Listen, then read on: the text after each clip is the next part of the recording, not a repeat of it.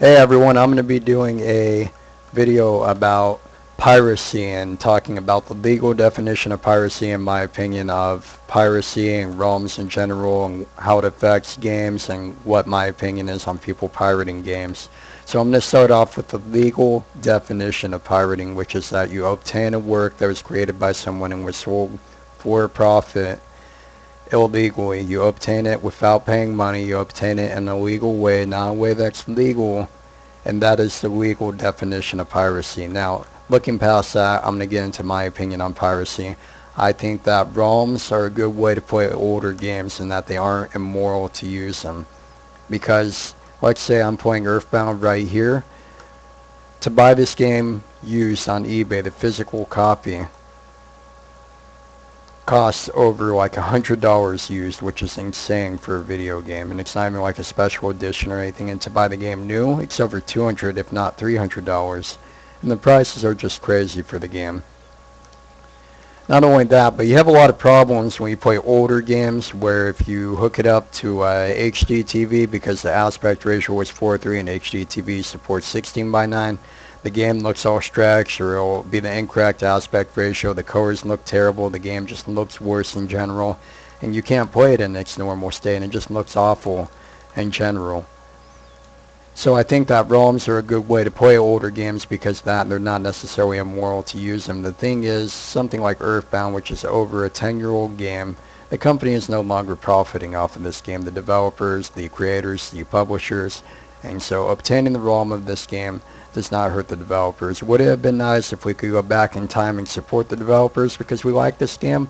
Yes, but we can't do that, so we can't get upset about it.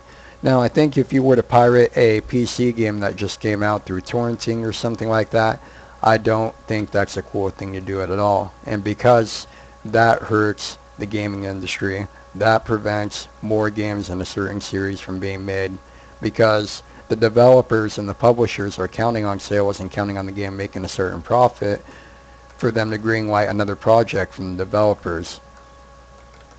Say Far Cry 4 was to get pirated too much and it didn't reach its sales goal, and the publishers go, well, okay, this didn't make as much money as we were hoping, we took a loss, and pirating was a big part of that. Well, they won't make Far Cry 5 because of that, because they didn't make enough money off of the game.